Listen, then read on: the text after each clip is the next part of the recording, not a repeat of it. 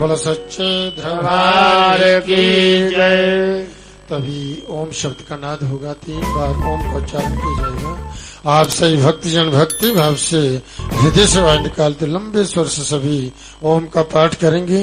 माँ से प्रार्थना करते हुए कि हे माँ, इन स्तोत्रों द्वारा, इन मंत्रों द्वारा जो आपकी स्तुति की गई है, इसे प्रसन्नता पूर्वक स्वीकार करो और पूरे विश्व को वरदान दो, आशीर्वाद दो। सबके कष्ट, सबके दुख, सबके रोग दूर करो, सबकी मनोकामना पूर्ण करो, सबकी अंग संरक्षा करो, सबका सर्वत्र मंगल करो।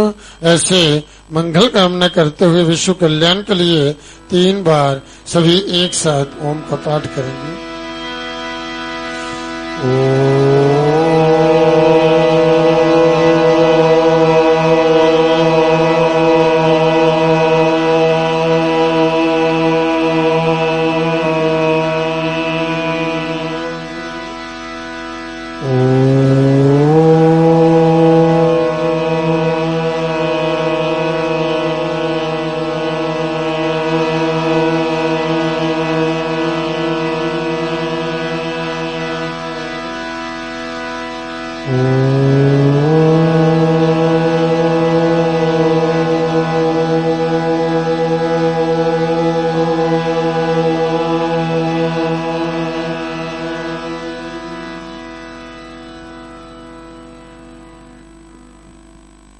भक्तजनों, वे लोग बड़े ही परम सौभाग्यशाली होते हैं जिन्हें इस देवी की कृपा से, मां के आशीर्वाद से धर्म के मार्ग पर चलते हुए, धर्मान को कर्म करते हुए, इस मां जगजननी मां जगदम्बा की आराधना अर्चना करते हुए इस जगजननी मां वैष्णो देवी के दरबार में आकर के मां की भक्ति, मां का भजन, मां की स्तुति, मां का दर्शन, मां का आशीर्वाद प्राप्त करने का, धर्म कर्म करने का जिन्हें सौभाग्य प्राप्त होता है। क्योंकि इस देवी की कृपा के बिना कुछ भी संभव नहीं। इस मां की जब कृपा होती ही तो ही उन शरणागत भक्तों को मां का बुलावा होता ही। मां के दरबार में आकर के ऐसी पवित्र बेला में मां के चरणों बैठ करके मां की भक्ति, मां की आराधना, मां की अर्चना, मां की स्तुति करने का सौभाग्य प्राप्त होता है। वास्तव में मां की पूजा, मां की आराधना, मां का ध्यान, मां का स्मरण, मां की भक्ति, मां के नाम का जब जो धर्म कर्म जो है, जो वास्तव में सब ओर से परम कल्याण को देने वाले ही, सब कष्टों को, दुखों, विपत्तियों को दूर करने वाले ही। और जो भी भक्तजन भक्ति पूर्वक इस मां भगवती आदि शक्ति की शरणागत होकर के मां का ध्यान, मां का स्मरण, मां की भक्ति करते हैं, निश्चित रूप से उन शरणागत भक्तों की जीवन यात्रा जो है वह सुखद हो जाती है। उन्हें आत्म शांति, आत्म सुख की प्राप्ति होती है और उनके जीवन में किसी प्रकार की कोई विघ्न बाधा नहीं आती। जो भक्तजन इस प्रकार से मां की ध्यान, मां की पूजा कर करके अपनी दिनचर्या का प्रारंभ करते हैं तो उनकी दिनचर्या में किसी प्रकार की विघ्न बाधा नहीं आती और जिस जिस कार्य के लिए भी अग्रसर होते हैं उन कार्यों में उन भक्तों को सफलता प्राप्त होती है। एको धर्म परम श्रेय। विदुर जी महाराज धृतराष्ट्र से जो है यह कहते हैं कि राजन, एको धर्म परम श्रेय, एकमात्र धर्म जो है जो परम कल्याणकारी है, सब ओर से परम कल्याण को देने वाला ही। जो भक्त धर्म के मार्ग पर चलते हैं, धर्मों को कर्म करते हैं, कभी किसी से द्वेष नहीं करते, कभी किसी से द्वेष नहीं करते, किसी का मन में कोई बुरा नहीं सोचते किसी के प्रति भी, और धर्म के मार्ग पर चलते हुए धर्मों को कर्म करते हैं, उन्हीं का जीवन जो है वह सार्थक है। तो एकमात्र धर्मी जो है जो परम कल्याणकारी है। भगवती श्रुति की आज्ञा है कि धर्मम चर, जो वेद की आज्ञा है कि धर्म चर, धर्म का आचरण करो, धर्म के मार्ग पर चलो। धर्माण परमतितभ्यम की धर्म कर्म में जो है कहीं भी प्रमाद जो आलस्य नहीं करना चाहिए।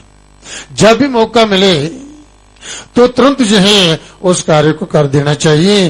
धर्म कार्य के जो है धर्म पूर्व कार्य जो है, अर्थात कहीं ऐसे मौका मिल जाता है कि आपको तीर्थाटन करने का कहीं कोई शुभ कर्म पुण्य कर्म करने का, किसी दीन दुखी की सेवा करने का सौभाग्य प्राप्त होता है तो तुरंत उसे कर देना चाहिए। इसलिए धर्म करो, धर्म कार्य में प्रमाद जो आलस्य जो है ये मत करो। वेदों में है जिन कर्मों का जो है विधान किया गया है वास्तव में वही धर्म है।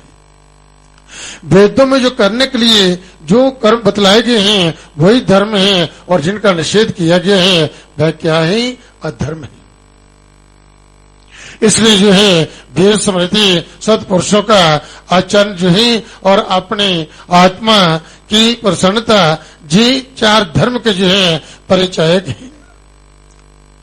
इस तरह से महापुरुषों का संग करना और जो है आत्म शांति आत्म सुख जो होना चाहिए। हम प्रतिदिन जो है साधना भी करते हैं, भक्ति भी करते हैं, और इस प्रकार से फिर भी आत्म सुख की प्राप्ति नहीं होती। आत्म शांति आत्म सुख की प्राप्ति जो है ये नाम जप से होती है। जब प्रतिदिन जो है निजम पूर्वक जो है प्रातःकाल ब्रह्म मुहूर्त में जगते हैं, सूर्य से पहले से जग जाना चाहिए, और फिर स्नान कर करके जो है जो भी आपका इष्ट देव है उसका स्मरण उसका ध्यान करना चाहिए, नाम जप करना चाहिए, क्योंकि आत्मा का भोजन जो है यही नाम जप है। जब नाम जप करते हैं तो ही जो आत्म शांति आत्म सुख की प्राप्ति होती है, और फिर सारा दिन जो है किसी प्रकार की विघ्न बाधा नहीं होती, कोई क्लेश नहीं होता ही, सर्वत्र और मनुष्य का मंगल ही मंगल होता है। बोलो सच्चे दरबार की जय। तो इसलिए इस लोक में जो मनुष्य जो है जिस प्रकार का और जितना जो है धर्म जहाँ इस प्रकार से वह धर्म जो अधर्म जहाँ धर्म जो है वह करता है, वह परलोक में जो है उसका उतना और वैसा ही जो है वह फल भोगता है। अर्थात मनुष्य का किया हुआ ही जो है उसके सामने आता है। हम कई बार ये सोच लेते हैं कि हमारे जीवन में कष्ट क्यों आए, विपत्ति क्यों आए, ना जाने किस जन्म का कर्म जो ऐसा कोई कर्म जो है हमारे सामने आ रहे हैं जिसके कारण कोई ऐसी व्याधि ऐसी कोई परेशानी जो सामने आ गई, और जो है अवश्य भोक्तव्यम कृतम कर्म शिवाशवम न क्षीते कर्म जन्म कोटि सदरपि बिना भोगे कर्म जब क्षीण होते, चाहे से कितने जन्म क्यों न लेना पड़े, सबको यहीं पर अपने कर्मों का फल जो है वह भोगने पड़ता है। इसलिए कहते हैं कि पुण्य कर्म जो मनुष्य के आगे के चलते हैं सर्वत्र जो है वह सिद्धि को देते हैं। वही ऐसा साधक जो पुण्यात्मा जो होता है वही जिस कार्य में भी जाता है, जब मिट्टी को भी हाथ लगाता है वह भी सोना हो जाती है। अर्थात प्रत्येक क्षेत्र में प्रत्येक कार्य में जो है उसे सफलता प्राप्त होती है, और पाप भी मनुष्य के आगे आगे चलते हैं। तो जब जो है पाप आगे के चलते हैं तो मनुष्य कितने परिश्रम क्यों न कर ले, परंतु उसको सफलता प्राप्त नहीं होती। बड़ा परिश्रम करता है परंतु सफलता प्राप्त नहीं होती है। इसलिए कहते हैं कि मनुष्य को जो है धर्म के मार्ग पर चलते हुए खूब धर्म कर्म यही असली संपत्ति है। जो पुण्य रूपी संपत्ति जो है जो सुख देती है, स्वर्ग देती है, और इस प्रकार आत्म शांति आत्म सुख को देती है, सब कार्यों को सिद्ध करने वाली है, इस लोक में सुख देने वाली है, और परलोक भी परम कल्याण परलोक में भी परम कल्याण को देने वाली है। धर्ना धर्मम तथा सुखम। इस प्रकार से जब व्यक्ति जो है धन को जो है धर्म के कार्य में लगाता है उससे उसको जो है सुख की प्राप्ति होती है। विद्या ददाति विनयम विनय ददाति पात्रताम पात्रताम धर्म आपनोति धना धर्मम तथा सुखम। तो विद्या तो शास्त्र में कहा है जीवन में खूब ज्ञान जो है अर्जित करें, बच्चों को ज्ञानवान बनाएं, उनके लिए धन अर्जित करने की जरूरत नहीं है। यदि आपके बच्चे ज्ञानवान हैं तो धन संपत्ति लक्ष्मी मां जो उनके पीछे पीछे चलेगी, और यदि आपके बच्चे जो है ज्ञानवान नहीं हैं तो फिर भी धन संचित करने की भी जरूरत नहीं। तो इसलिए बच्चों को जीवन में जो है उनके लिए धन संचित करने की जरूरत नहीं है। आप उनको ज्ञानवान बनाइए, अच्छा ज्ञान दीजिए, तो धन संपत्ति की जो है उसको किसी प्रकार की कमी आएगी नहीं, धन संपत्ति सब उनके पीछे पीछे चलेगी।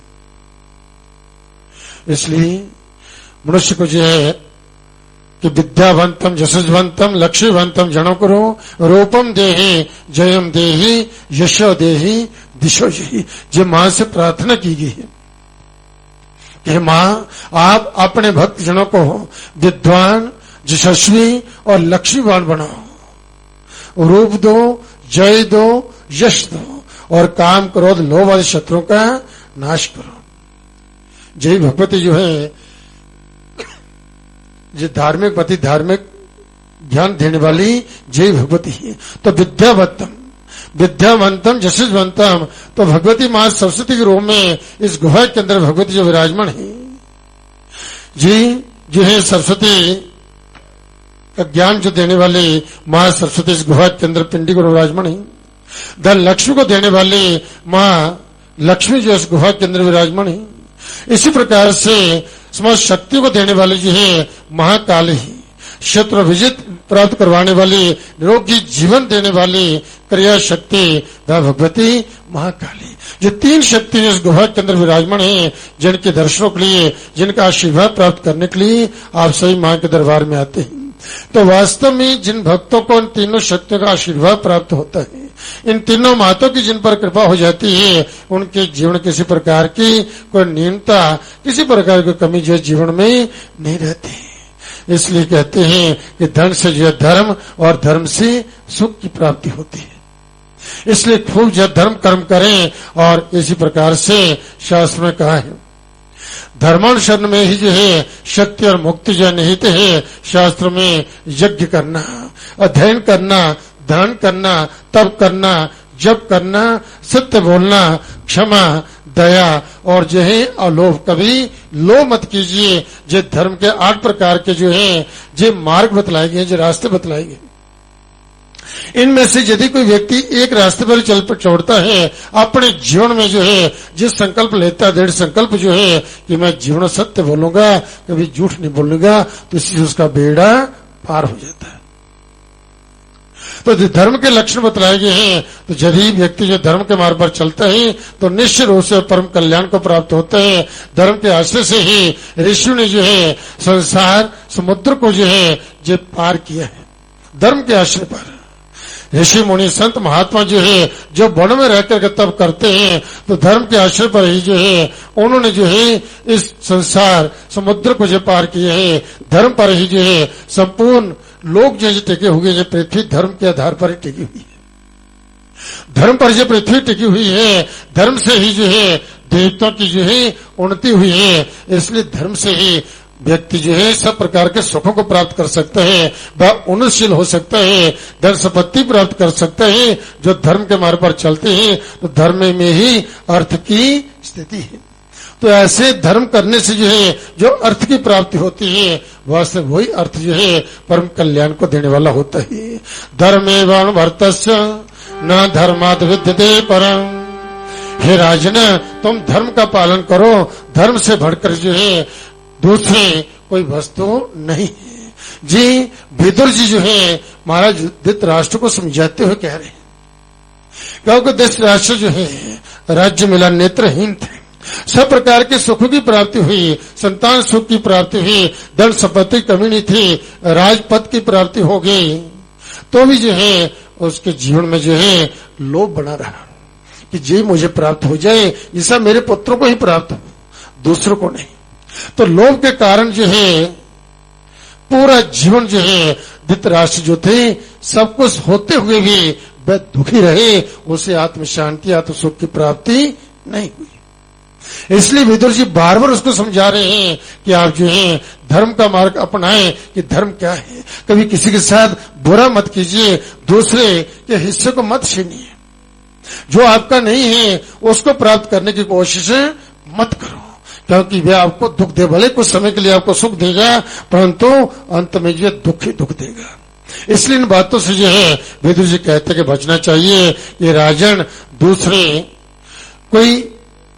दूसरों की संपत्ति जो लेकर के सुख प्राप्त करना चाहता है, वह कभी भी सुखी जो है वह नहीं हो सकता। इसलिए जो है मनुष्य को जो है धर्मेण राज्यम विन्देत धर्मेण परिपालित, इसलिए धर्म मूलाम श्रेयम प्राप्य न जहाति न हीयते।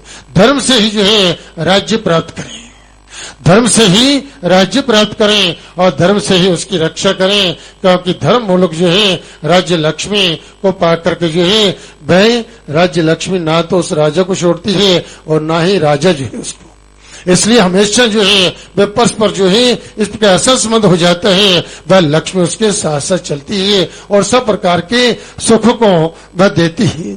इसलिए धर्महीन राजन जो अधर्म पर चलता है उसकी राज्य संपत्ति इस प्रकार सुकुड़ करके ऐसे समाप्त हो जाती है जैसे आग पर जो है चमड़ा रखा होता है तो सुकुड़ जाता है, वैसे उसके जो है सब सुख जो है समाप्त हो जाते हैं। इसलिए कहा कि धर्मन हन्यते व्याधि, धर्म से ही राजन सब व्याधियों का नाश होता है, सब दुखों का कष्टों का जो है नाश होता है। धर्मन हन्यते ग्रह, और धर्म कर्म से ही ग्रह शांत होते हैं।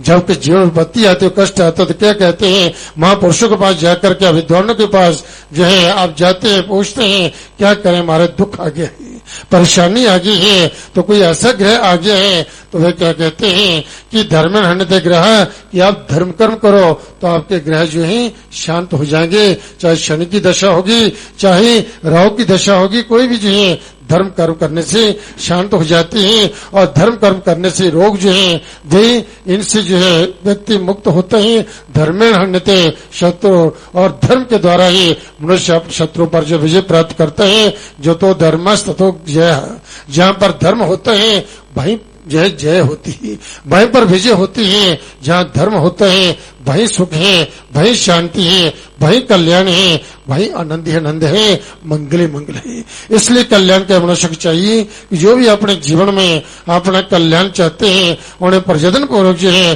धर्म के मार्ग पर चलते हुए धर्मानुकूल कर्म करना चाहिए। इसलिए धर्मराज युधिष्ठिर से जो है द्रौपदी कहती है कि कुंती नंदन, आपका जो है राज्य एवं जीवन जो है दोनों ही धर्म के लिए है।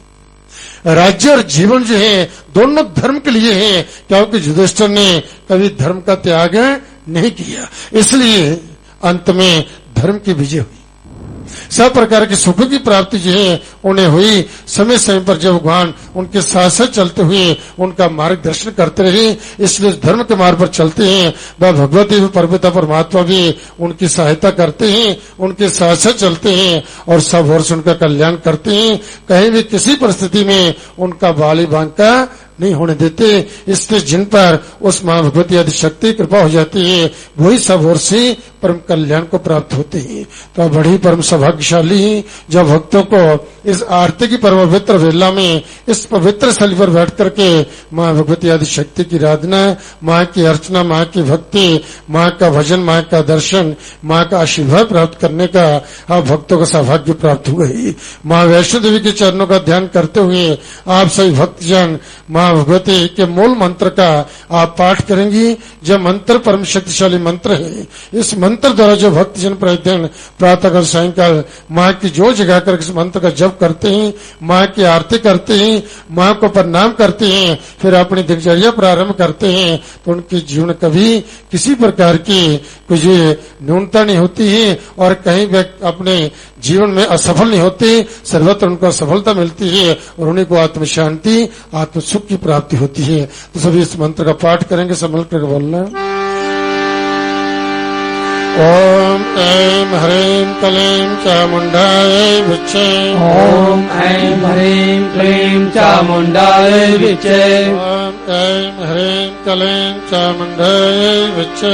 ओम ऐं ह्रीं क्लीं चामुंडाय विच्चे। ओम ऐं ह्रीं क्लीं चामुंडाय विच्चे। ओम ऐं ह्रीं क्लीं चामुंडाय विच्चे। सच्चे दरबार की जय। कभी भजन की बेला निवेदन कर रहा हूँ श्री